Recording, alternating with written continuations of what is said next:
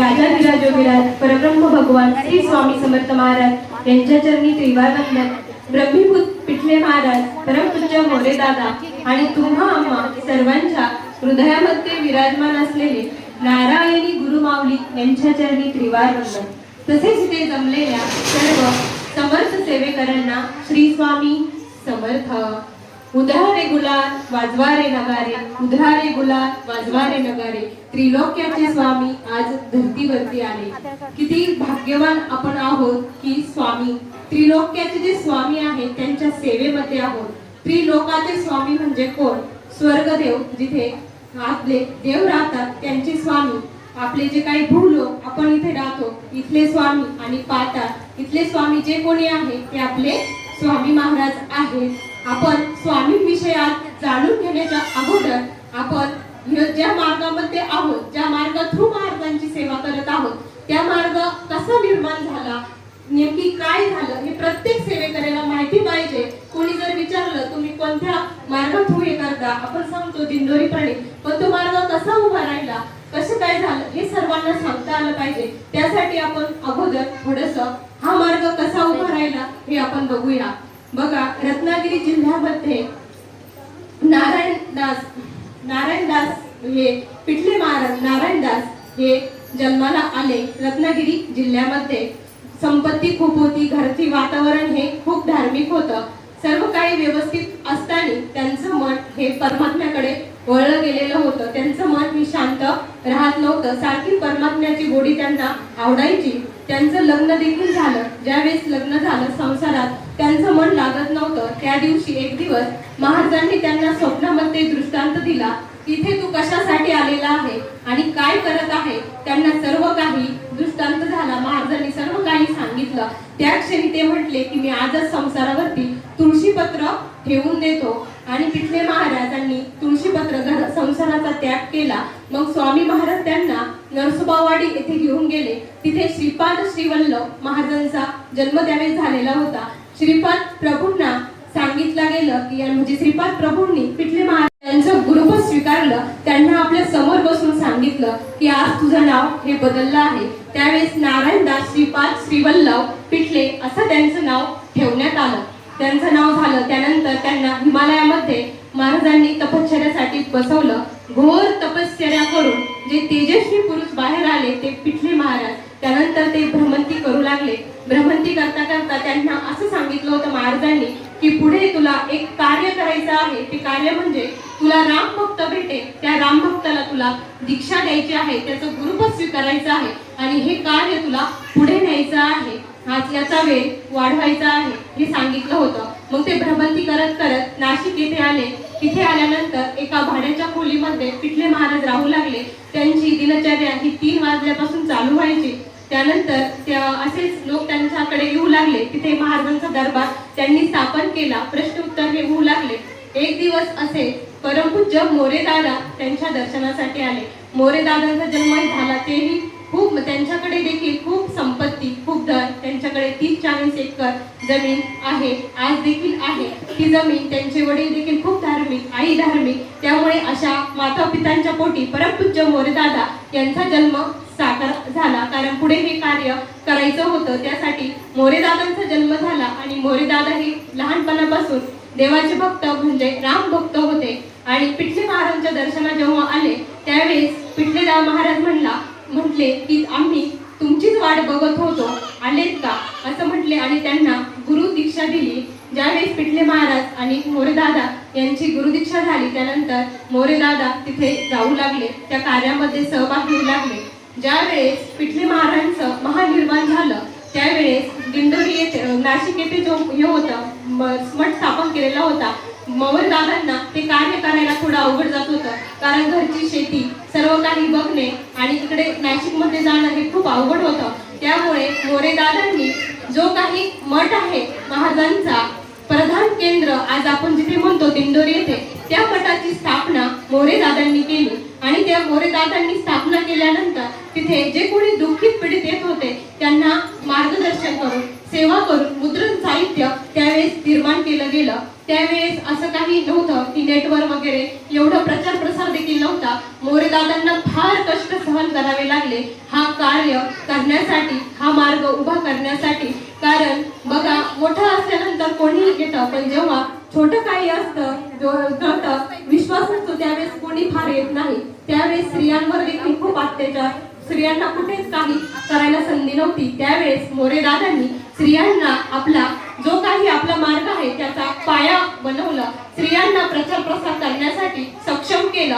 आणि जे गुरुचरित्र, नवनाथ ग्रंथ हे स्त्रिया हात देखील लावू शकत नव्हता, ते धर्मपंडित हे त्याला खूप बोलत असायचे. त्याच्यासाठी हा ग्रंथाला हात लावण्याची जी काही हे आहे, स्त्रियांना इथे संधी दिली आहे. इथे 100% आरक्षण मोरे दादांनी स्त्रियांना त्यावेळेस करून दिलं. त्याच वेळेस काय झालं की पापमोचनी एकादशी 15 मार्च या दिवशी पुढे जे काही घडणार होतं त्यासाठी परब्रह्माने पुन्हा एकदा अवतार घेतला. तो म्हणजे आपले गुरु माऊली यांचा देखील त्यावेळी जन्म झाला.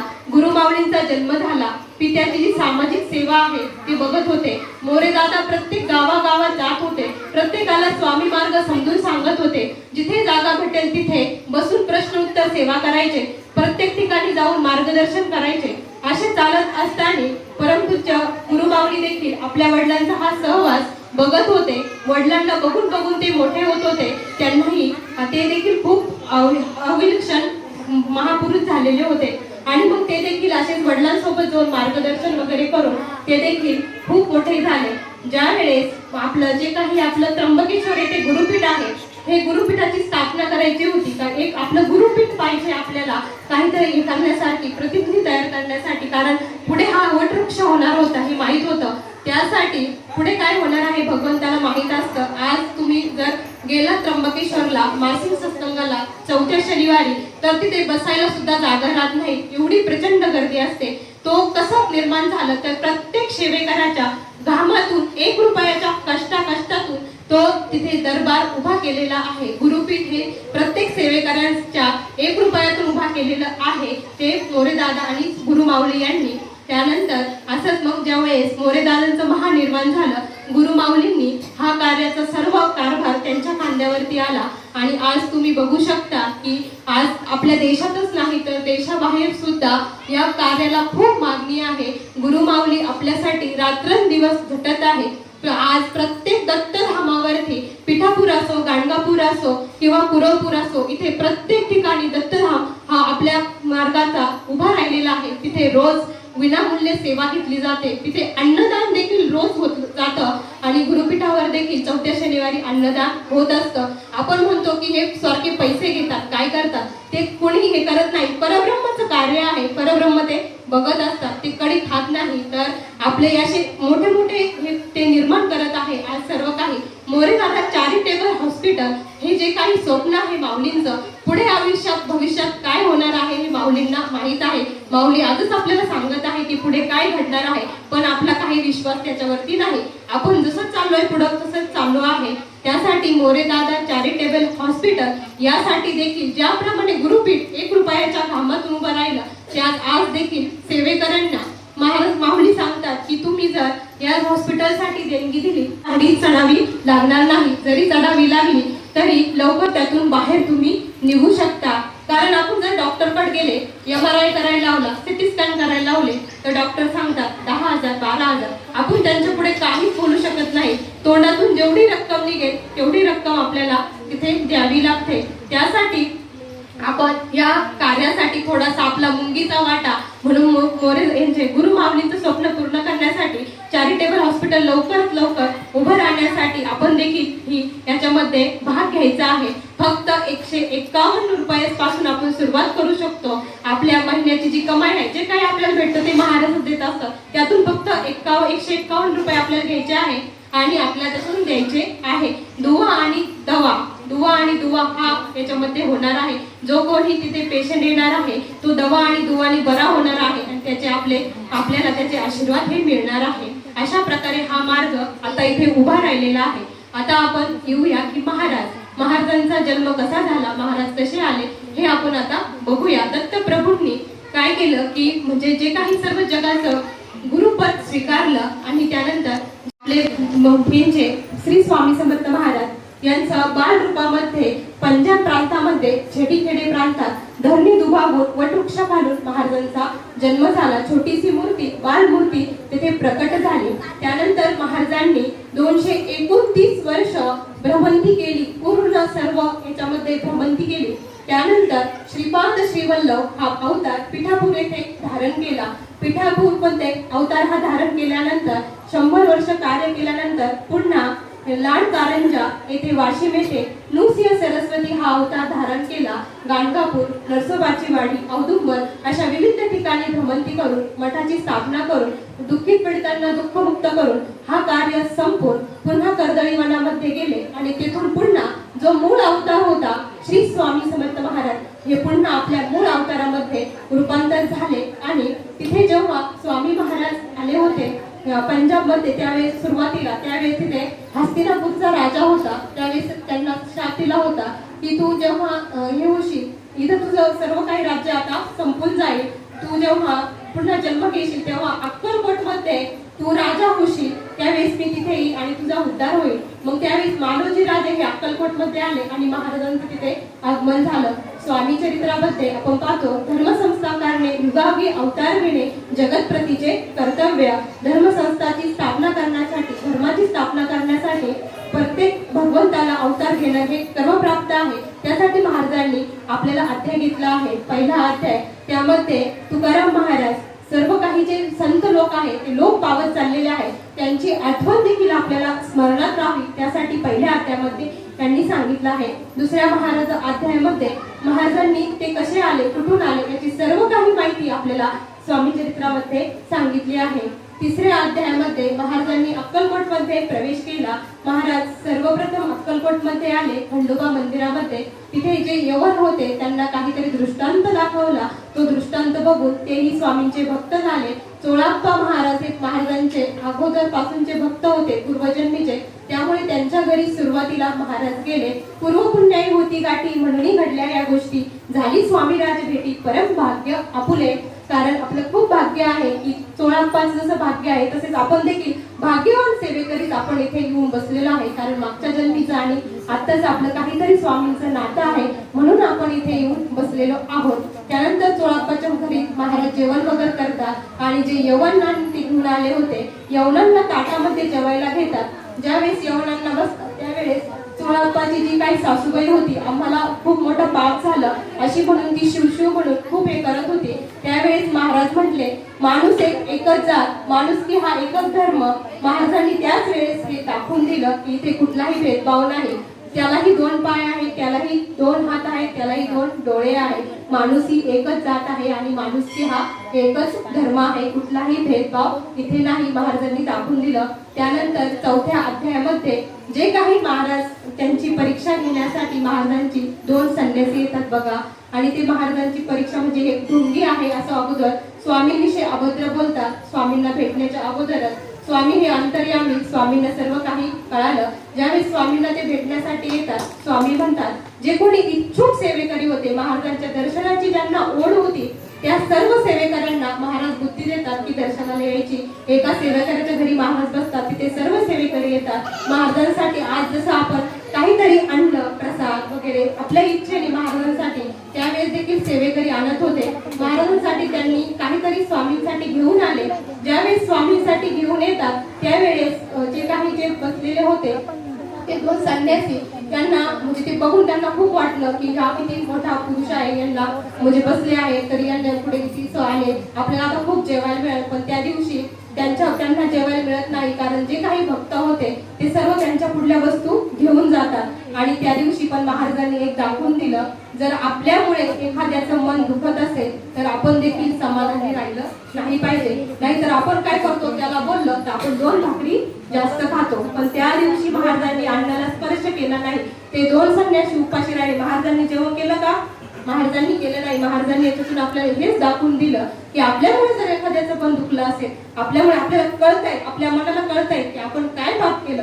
कुणी जर काही म्हणत असलो त्याला आणि आपल्या मनाला माहित आहे आपण कसं आहे. दुसऱ्याने किती म्हणलं तो चांगला आहे, तुम्ही म्हणत असाल मी छान बोलती मी चांगलं सांगते, पण माझ्या मनाला माहित आहे मी कशी आहे. आणि महाराजांना माहीत आहे मी कशी आहे, त्यामुळे काहीच सांगण्याची गरज नाही. त्यामुळे कुणाचं मन दुखलं तर आपल्याला देखील त्याचा पश्चाताप हा झालेला पाहिजे. हे महाराजांनी 4थ्या अध्यायामध्ये आपल्याला सांगितलं.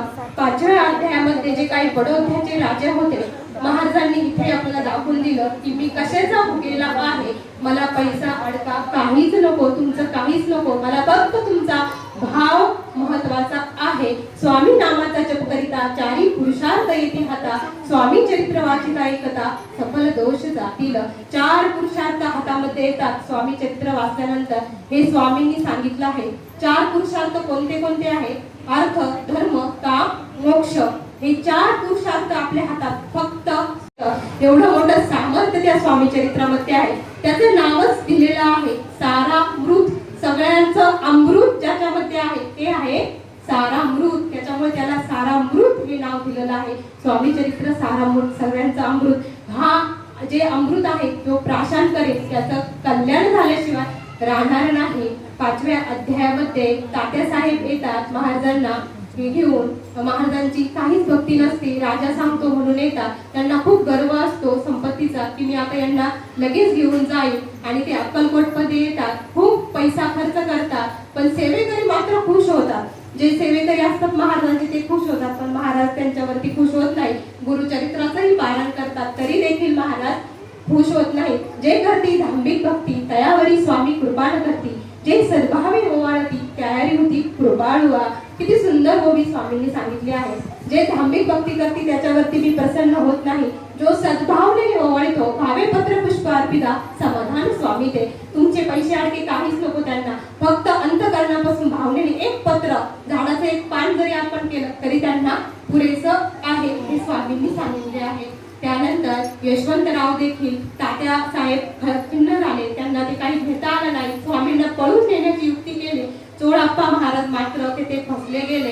त्यांनी त्यांची भक्ती विकण्याचा प्रयत्न केला, कारण जहागिरीची लालसा त्यांना देण्यात आली आणि ते तेथे गेले. महाराजांनी परीक्षा बघितली चोळाप्पा महाराजांची, त्याच्यात ते असफल झाले. महाराजांची भक्ती त्यांनी विकून टाकली. यशवंतराव जे भोसले होते त्यांना देखील महाराज ते खूप अशा हत्तीवरून आले. महाराजांची सोने नाणी घेऊन महाराजांना खुश करीत महाराजांपुढे ज्यावेळेस सोन्याच्या ताटल्या ठेवण्यात आल्या, महाराज जोरामध्ये रागवले, हे बेडी आणून ठोका याच्या चरणी, असे स्वामी जोरात बोलले. आणि यशवंतराव गटलटा कापू लागला आणि तो पुन्हा बडोद्यामध्ये आला. जे बडोद्याचे राजे होते त्यांना कळालं की म्हणजे त्यांच्यावरती विषप्रयोगचा आरोप आला, विषप्रयोग झाला. त्यामध्ये यशवंतराव हा अडकला गेला आणि महाराजांचं जे मुखातून वाक्य निघलं ते वाक्य सत्य झालं. त्यांना बेडी आणून ठोकण्यात आले. त्यानंतर स्वामी भक्तांनो 7व्या अध्यायामध्ये विष्णुबुवा ब्रह्मचारी महाराजांकडे येतात. जे काही मालोजी राजे आहे ते मालोजी राजे हे करतात महाराजांना, म्हणजे ते विष्णुबुवा त्यांना शास्त्राचा खूप छंद असतो, वेद ऐकण्याचा. विष्णुबुवा हे ब्रह्मचारी असतात, शास्त्र ज्ञानी असतात. त्यांना तिथपर्यंत ते घेऊन येतात. ज्यावेळेस विष्णुबुवा महाराजांच्या भेटीला येतात त्यावेळेस ते महाराजांना प्रश्न विचारतात, ब्रह्मपद तदाकार होणे म्हणजे काय? काय आहे ब्रह्मपद तदाकार होणे? ब्रह्मपद तदाकार होणे म्हणजे नेमकी काय आहे? महाराजांना त्यांनी प्रश्न विचारला. ब्रह्मपद तदाकार होणे म्हणजे ज्या संसाराच्या याच्यातून मुक्त होणे, मोक्षाची जी शेवटची घडी आहे परमात्म्याची भेटी, ते कशाने प्राप्त होईल हा प्रश्न महाराजांना त्यांनी विचारला. ब्रह्मपद तदाकार काय केल्याने होय निर्धार, असं विचारला. महाराज थक्क भासले. ते घरी आले. त्यानंतर जेव्हा विष्णुबुवा झोपले त्यांच्या अंगावरती प्रचंड विंचू असे आले आणि ते दंश करू लागले, असं त्यांना भास होऊ लागला. ते खूप घाबरले. अपूर्ण शरीर अंगाने झालं, घामाने ओले झाले. दुसऱ्या दिवशी पुन्हा स्वामींकडे आले. पुन्हा तोच प्रश्न विचारला. स्वामी हसले आणि म्हणले की व्यर्थ भीतो आणि मग कस काय ब्रह्मपद तदाकार होण्याचं तू हे करतो? ब्रह्मपद तदाकार होणे हे सोपे नाही असं म्हणून महाराज मग त्यांना हे करतात आणि मग ते स्वामींपुढे नतमस्तक होतात आणि स्वामींनाच आपले गुरु मानतात. हे खूप म्हणजे हे आहे की अहंकार आपल्याला सोडून द्यायचा आहे. कुठल्याही गोष्टीचा अहंकार ज्यावेळेस आपल्यामध्ये उत्पन्न होतो, मीपणा उत्पन्न होतो, त्यावेळेस महाराज काहीच आपलं करत नाही. स्वामी म्हणजे मीला स्वाहा करणे. स्वामी याचा अर्थच आहे आपल्या मीला स्वाहा करणे. त्यामुळे प्रथम आपला अहंकार सोडावा, सात्विक आहार घ्यावा, मीपणा सोडावा. जे काही घडत आहे ते महाराज घडून घेत आहेत, महाराज करत आहे अशी भावना मनामध्ये ठेवावी. म्हणजे आपल्या इच्छा लवकर स्वामी महाराज या पूर्ण करत असतात. खूप सारं महाराजांविषयी सांगायला गेलं तर दिवस रात्र देखील पुरणार नाही एवढं महाराजांची ख्याती आहे, आख्यायिका आहे. सहस्र क्षीण देखील जे सहस्र मुख आहे ते देखील महाराजांची कीर्ती वर्णू शकले नाही. तर आपण पामर आहोत, आपण महाराजांची कीर्ती हे वर्णूच शकत नाही. इतके महाराज महान आहे. सहस्र क्षीण हे झाले आहे. महाराजांची खूप मोठी ख्याती आहे, खूप मोठी. आपण खरंच खूप भाग्यवान आहोत की अशा परब्रह्माच्या सेवेमध्ये आहोत. जन्माचं सार्थक करण्याचं आपल्याला महाराजांनी एक सुवर्ण संधी दिली आहे.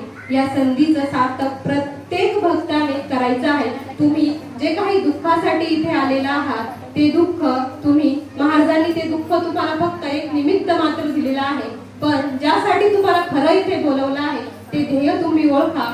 अण्णांनी त्यांनी सांगितलं मर्म, कर्म आणि धर्म.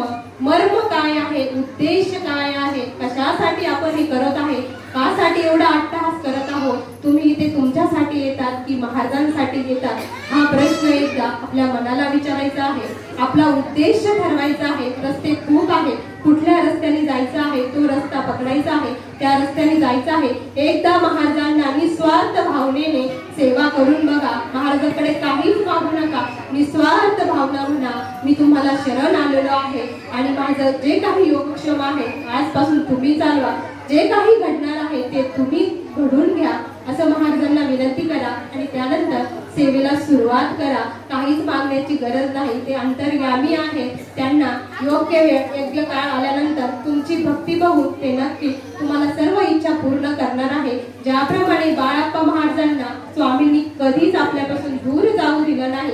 आपल्याला असा भक्त बनायचा आहे की महाराज जे आपण जे बाळाप्पा महाराज जाण्याचा प्रयत्न करत होते स्वामींपासून दूर, पण स्वामींनी त्यांना जाऊ दिलं नाही. बाळ्या आमची सेवा कर, आमच्या सेवेत राहा. त्यांना आलिंगन दिलं. किती सुवर्ण क्षण असेल ज्यावेळेस महाराजांनी त्यांना आलिंगन दिलं, ती मिठी मारली. आपल्या भाग्यात कधी असेल असा विचार केला पाहिजे. श्री स्वामी समर्थ या मंत्राचा जप केला पाहिजे. श्री स्वामी समर्थ नामाचा जप करिता चारी पुरुषाकरिती हाता स्वामी चरित्र वाचता एकता.